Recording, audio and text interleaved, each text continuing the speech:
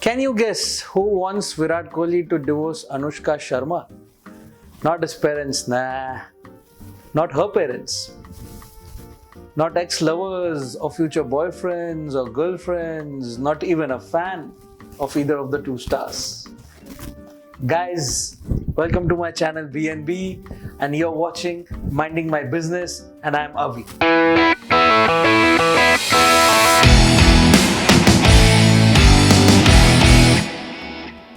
Well, an MLA from Ghaziabad, I won't take the name, supposedly the new Amazon Prime web series, Patal Lok, which Anushka has co-produced with her brother, has used a photo in some stray shot of some stray episode. In that, that photo, there are multiple faces of supposedly belonging to a particular community. Well, so what does the man do? He demands Kohli in public. Because they think Kohli is his public property. Indian cricket team captain, so Virat Kohli deshbhakt hai, desh ke liye khele hain, Anushka ko talaq de dena chahiye. That's what he said. How poetic, isn't it? Of course. He also filed an official complaint seeking a ban on the show and asking for the National Security Act to be invoked against Anushka Sharma.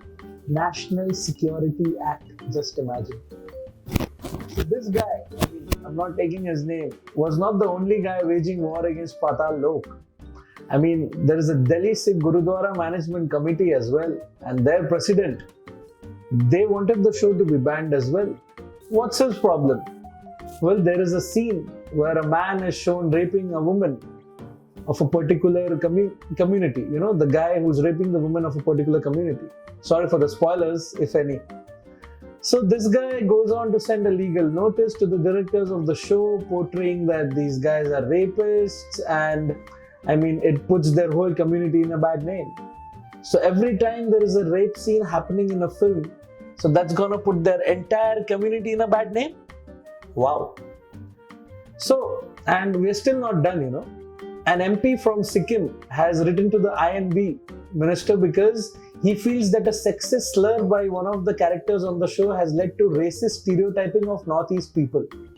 In particular, again, I'm not going to take names. They demanded the slur to be muted, subtitles of the slur to be blurred, and apology to be issued in the form of a video by the makers.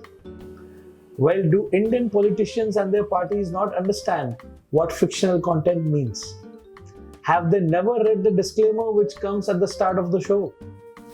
The disclaimer which states that any resemblance of any person or community or event is purely coincidental? Are their skins made of wanton rappers or what? Patal Lok is the latest in a series of films and shows that have been targeted by Indian political outfits, mostly for reflected glory. If Patal Lok hadn't become the toast of social media within the first couple of days of its premiere, no one would have bothered to go after it. It's always about stealing the limelight, trying to cash in on someone else's hard work and success, and even make a quick buck or two, in settlement. That's why no one ever attacks a big Bollywood film till the release week. And then with just a couple of days to go, before the first day of the show, we have these pint-sized parties that no one has ever heard about, making noises, burning effigies of the stars, seeking a ban on the movie, usually for ridiculous reasons. And to think of it, we don't even use real names. Fuck it. Whenever we adapt real life to real, culled from history or from recent events, it's always a skin-saving exercise by using fake names. Fake names, guys, of actual people. कोई सू ना कर दे, film बंद ना हो जाए.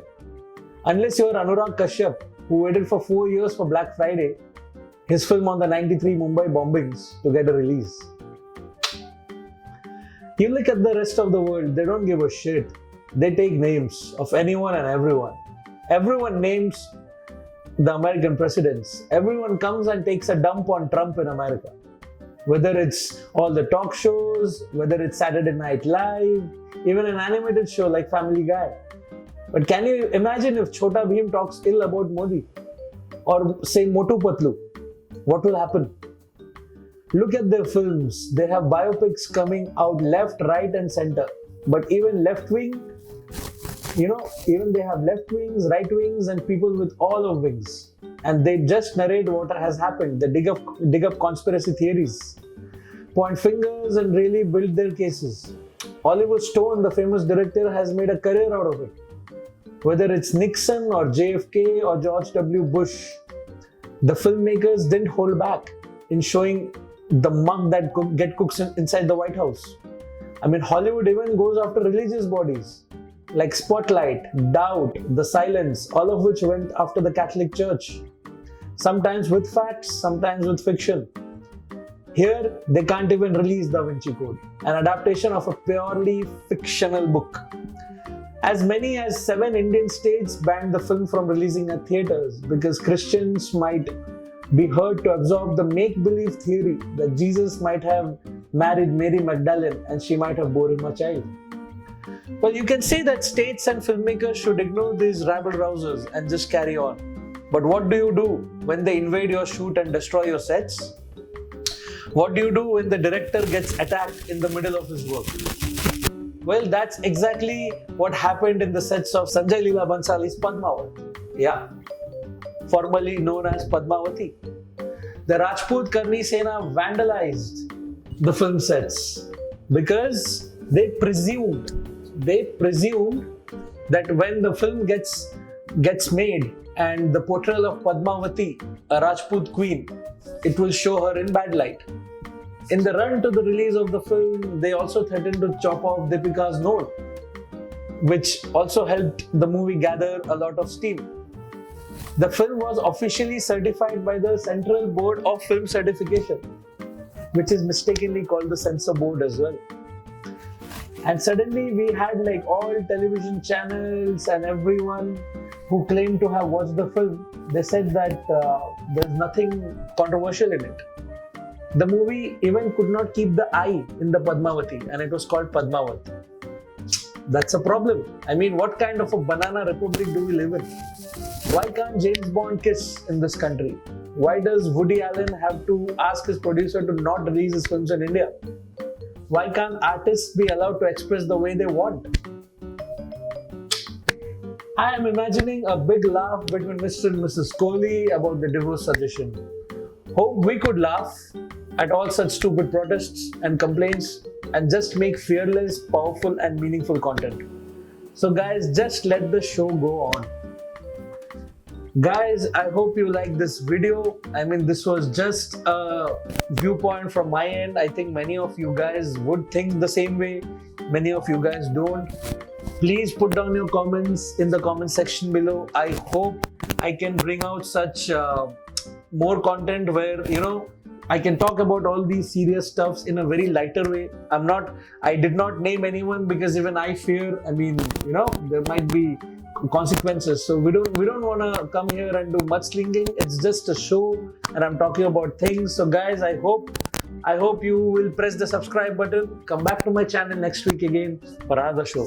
Thank you guys. Have a nice day. Cheers.